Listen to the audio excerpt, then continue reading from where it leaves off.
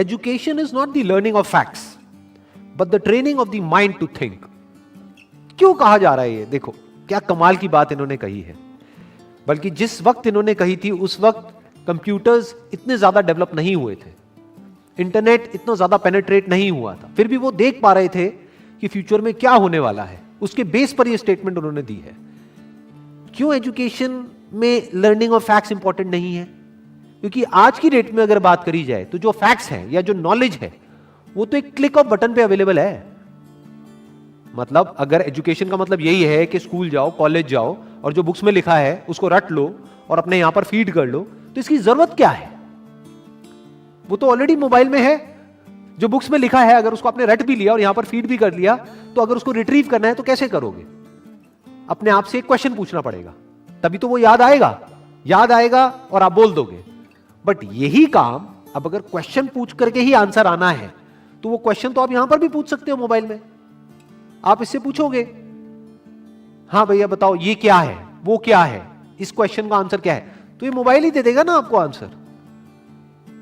और जितनी मेमोरी इसके अंदर फीडेड है, जितनी नॉलेज एक मोबाइल के अंदर फीडेड है, जितनी नॉलेज गूगल में फीडेड है, क्या उतनी नॉलेज हम अपनी ब्रेन में फीड कर सकते हैं?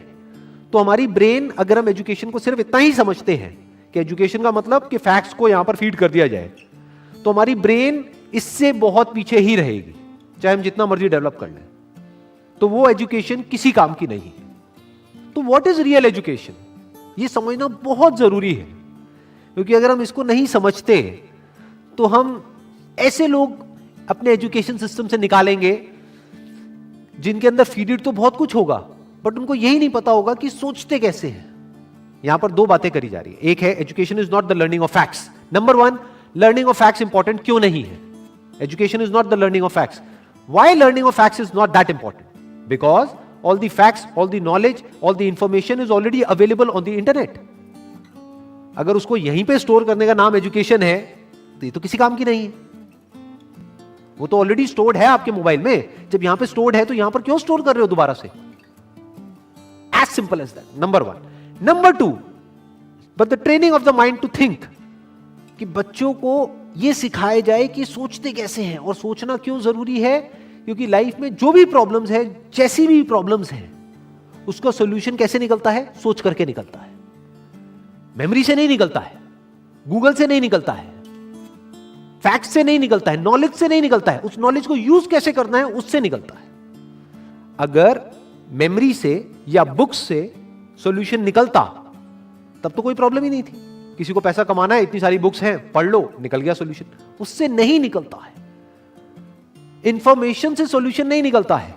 उस इंफॉर्मेशन को यूज किस तरीके से करना है उससे सॉल्यूशन निकलता है। जिस सवाल का जवाब गूगल नहीं दे सकता है, उस सवाल का जवाब अगर आप दे सको, सोच करके उस प्रॉब्लम का भी सॉल्यूशन निकाल सको जो गूगल नहीं निकाल सकता है, तो कहेंगे कि आप इंटेलिजेंट हो। यह इंटेलिजेंस डेवलप करने का काम होना चाहिए एजुकेशन सिस्टम का। This is real education.